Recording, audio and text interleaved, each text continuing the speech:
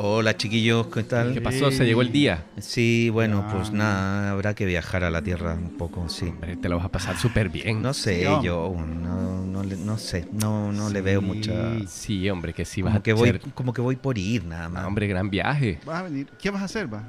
¿Qué pensabas hacer allá? Nada, comer cosas típicas de la tierra. Ajá, ¿cómo qué? Bueno, unas humitas, un pastel de choclo. Bueno, a ver, los asaditos. No, bueno, yo creo que me voy a comer unos 5 o 6 asados por los amigos y las Ajá. amigas. Uy, bueno, el vino ni te cuento. Vamos a tomar vino, pero a lo loco. Y bueno, hay unos terremotos, los Hombre, melis. te lo vas a pasar bien verga. No, hombre, no, yo les voy a extrañar mucho a ustedes. Sí, Oh, hombre. puta, no. Sin tanto Sin cuento, tanto cabrón. cuento.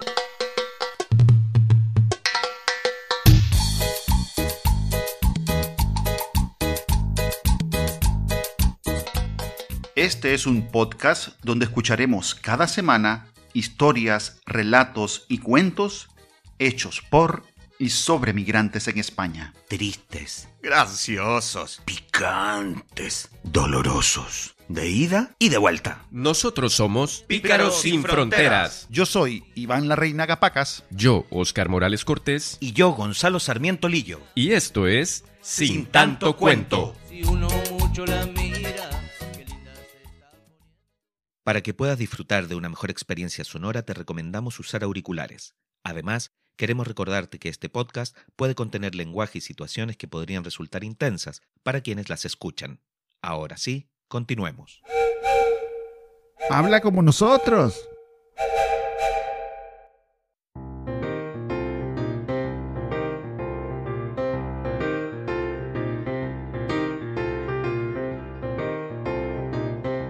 En nuestro país, Chile, quedó profundamente arraigada la idea de que cuando una persona chilena se va a vivir a España, pierde su acento chileno y adopta el español. La responsabilidad de ello la tiene un icónico futbolista que hasta el día de hoy es recordado por ello. Ese es Bambán Zamorano. Ponce con Clarence Acuña, Acuña con Musri y Cristian Castañeda se puede mandar, va a jugar frontal, elige el centro, ahí va Zamorano, ahí va Salas, Zamorano, Iván, cabeza ganadora, cabeza goleadora, Iván, Luis Zamorano. Lo cierto es que como jugador de fútbol fue excepcional. No lo he conocido en persona aún, pero dicen que también lo es como tal.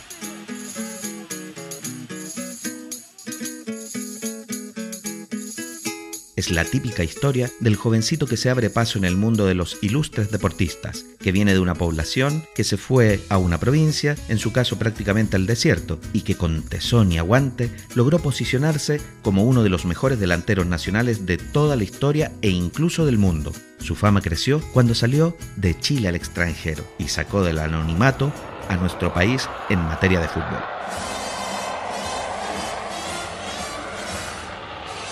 Lo cierto es que en Chile no nos caracterizamos por ser buenos para la pelota. De hecho, solo hasta hace unos años hubo una formación nacional que obtuvo un par de Copas América, pero poca gracia más. A ver, ha habido muchos otros jugadores ilustres y actualmente los hay más, pero para el caso y en relación con lo que quiero contar, solo Bambán Zamorano merece que le destaque. Pues resulta que Bambán fue transferido al Real Madrid.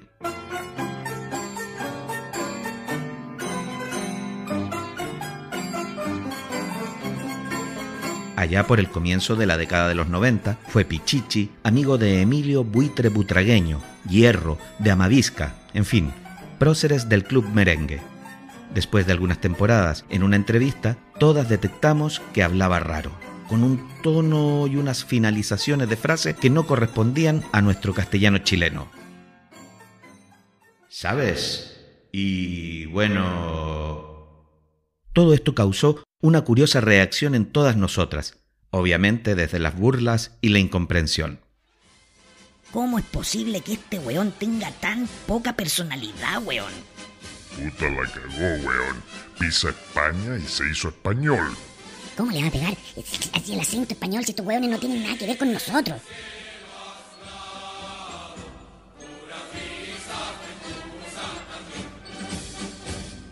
Y así cayeron una opinión detrás de otra, unas con mayor razón, otras con menos, unas muy chistosas y otras menos, unas menos chauvinistas y otras más. Y así quedó el tema.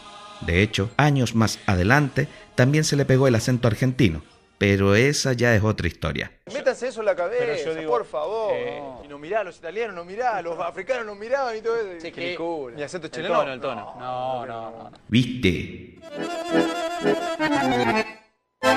Cosas del fútbol.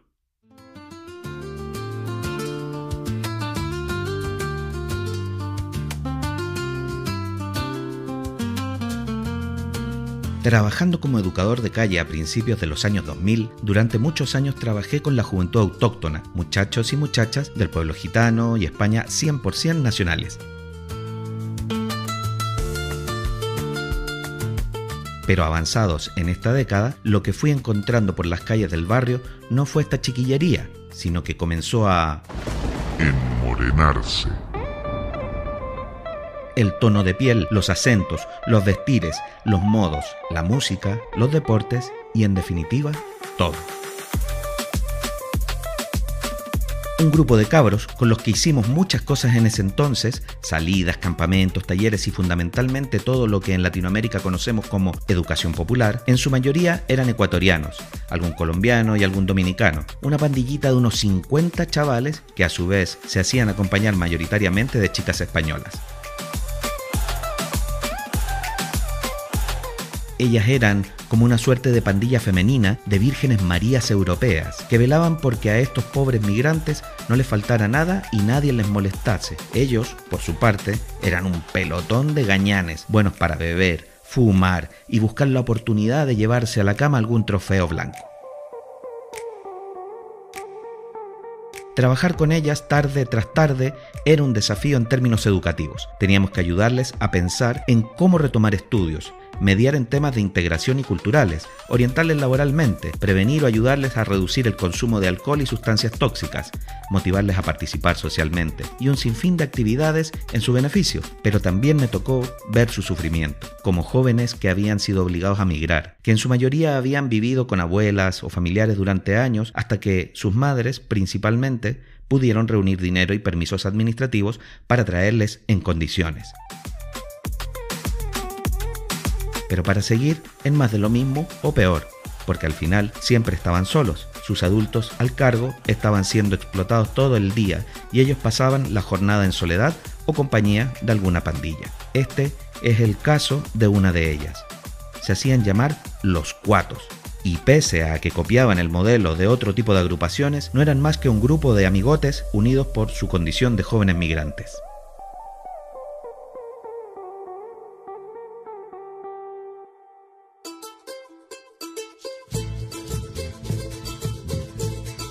Al poco tiempo de conocerles, sentí la afinidad que teníamos. Aunque de distintas edades, condiciones socioeconómicas, socioculturales, nacionales y tantas otras diferencias, había algo que nos unía. Sufríamos los embates del racismo directo e institucional para lo malo, pero para lo bueno, éramos latinos.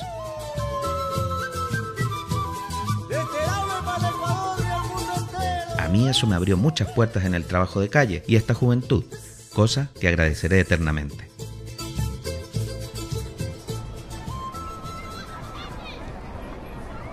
Un día de aquellos, entre semana, habían estado bebiendo y fumeteando. Se respiraba en el aire que habían tenido un mal día, que tenían alguna herida abierta y se estaban autocastigando.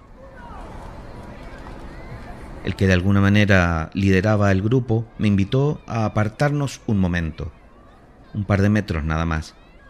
Le vi los ojos, un poco desorbitados, y respiré su nauseabundo olor a cerveza mezclada con tabaco. Intentó comenzar una frase, pero parecía que iba a ser el típico discurso de borracho. Tal vez un "puta que te quiero, hermano", pero no arrancaba. Le dije "dime", pero no arrancaba, hasta que por fin pudo. Simplemente me dijo ¿Tú por qué no hablas como nosotros? Al principio no entendía a qué se refería y le pregunté ¿a qué te refieres? Él solo me decía y repetía con cierto dolor, como si yo lo hubiera defraudado. ¿Como nosotros? ¿Como nosotros? ¿Nosotros? Yo pensé en que ahí no había un nosotros que hablara igual. Los ecuatorianos con su «Besa huevá, loco», o los dominicanos con su «Ya tú sabes, mamá huevo», o los colombianos con el «Y entonces, ¿qué más gonorrea?». Por más que quisiera, no me cuadró su nosotros en el habla. Él se volvió con los muchachos y gritando les dijo ¿A que tu mano habla como nosotros? y los demás dijeron. Es cierto, habla como español. Se rieron y se burlaron de mí. Uno de ellos se dio cuenta de que me sentí mal por sus etílicas mofas. Se me acercó y me dijo que no me enfadara, que no merecía la pena, que estaban fumados y bebidos.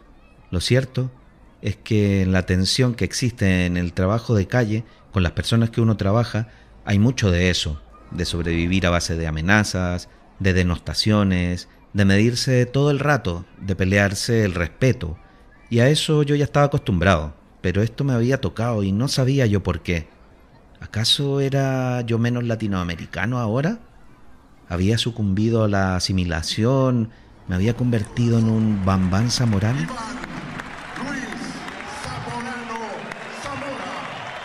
Zamorano que abandonaba la cancha y la emoción que lentamente comenzaba. Algunos años antes, uno de los primeros trabajos que tuve en Madrid fue el de guía del Museo del Ferrocarril. Lo conseguí gracias a que me puse a trabajar con una compañía de teatro en la que había una chilena que había conocido por un chileno que había conocido por un bla, bla, bla. Como siempre pasa en estos casos. Esta chilena era la directora y se ve que le caía en gracia, así que me echó un cable y me ofreció una serie de trabajos relacionados con la profesión. Ella me propuso hacer de guía teatralizando un personaje llevando grupos de escolares contándoles entre vagones y andenes las 1001 historias del caballo de acero español, tipos de trenes, curiosidades acerca de sus medidas e historietas varias que hacían más amena su visita. Lo cierto es que me la pasaba muy bien. El contacto directo con el público y la improvisación siempre han sido mi fuerte. La historia del tren comienza ya. Tienen sus pasajes, porque el que no está vivo va a cooperar y lo saco de la cola, que viajar en tren no es nada chacota. Un día, la directora de la compañía, la chilena, me preguntó si podía quedarme un momento después del pase, que tenía que comentarme alguna cosa sobre el personaje que yo interpretaba. Por supuesto, le dije. Ese día hicimos la función sin mayor contratiempo, así es que teníamos tiempo de sobra para analizar cómo iba el trabajo.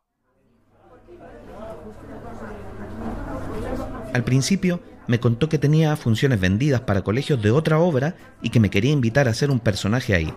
Yo le agradecí un montón.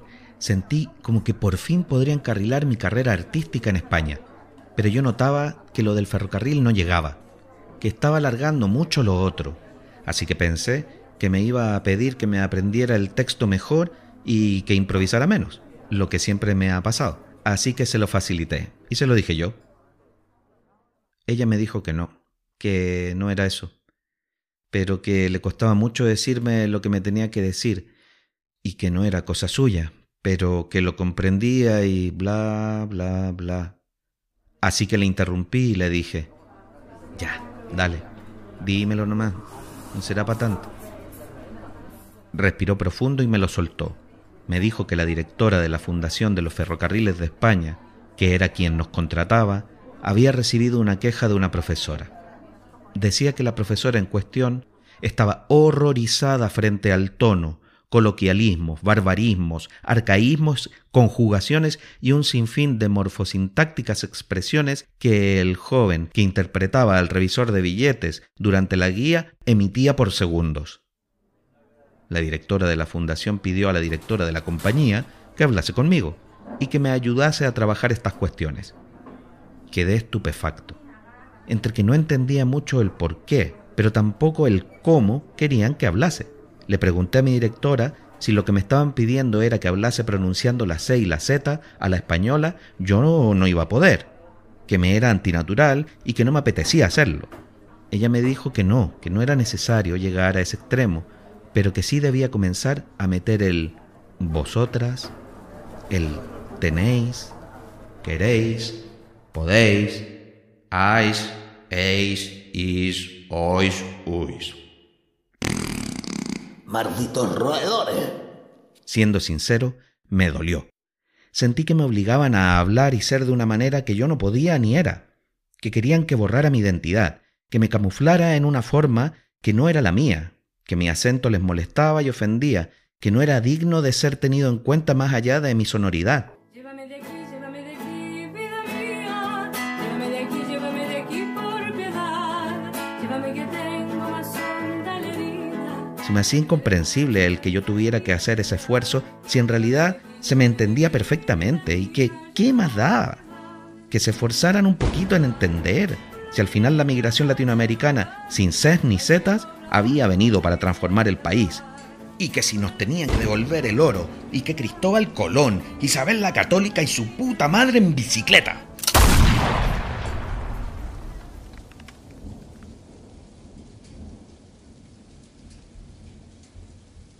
Pero dio igual. O lo tomaba o lo dejaba. Lo tomé. Me lo trabajé y lo puse en práctica. De pronto ya me había acostumbrado y me fluía mejor de lo que yo esperaba, y con el paso de los años ya ni siquiera percibía la diferencia. Lo incorporé a mi vida, me lo apropié y dejó de ser algo impuesto. Al recordar este evento de mis principios en este tránsito laboral y migratorio, entendí a qué se refería aquel muchacho cuando me decía que si no hablaba como nosotros. Al menos entendí lo que había detrás de su comentario. La resistencia, la lucha por no desaparecer, la pelea por no perder lo único que un pobre migrante tiene, su identidad.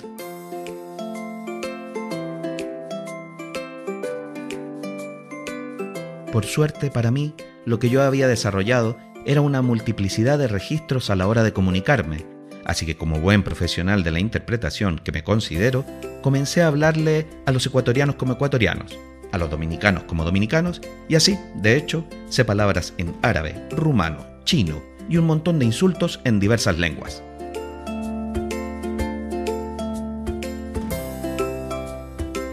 Ahora me pregunto si Bambán Zamorano habrá sido objeto de burlas, de mofas en el camerín, si lo pasó mal en algún momento porque alguna persona española no le entendió y por eso hablaba como español, pero que se quedó pegado sin más.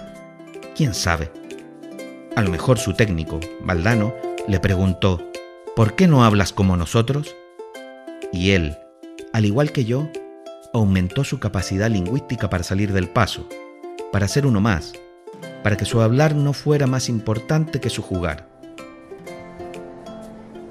Ahora sí les digo una cosa, yo cuando piso el aeropuerto, se me transforma el caminar y el hablar, así vaya a Chile o a España, pero tengo pero que muy claro que sigo siendo el mismo de siempre, y que hable como hable, siempre será como nosotras, como personas que somos y nada más.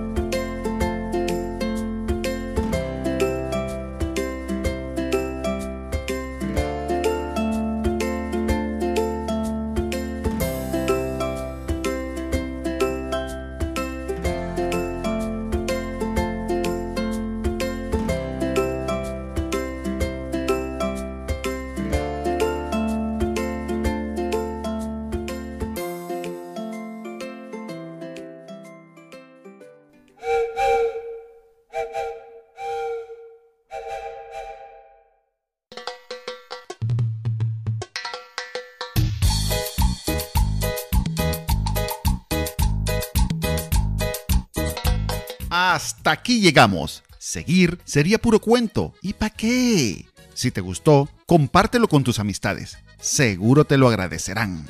Nosotros lo haremos hasta la muerte. Para poder continuar con este proyecto, necesitamos tu apoyo. Contáctanos y te diremos cómo hacerlo. En este episodio participaron, en el texto y la narración, Gonzalo Sarmiento Lillo. El arte es obra de Eduardo Herrera Scott. Muchas gracias. No te olvides de darle a seguir, a la campanita y si quieres déjanos un comentario. Quedamos la semana que viene.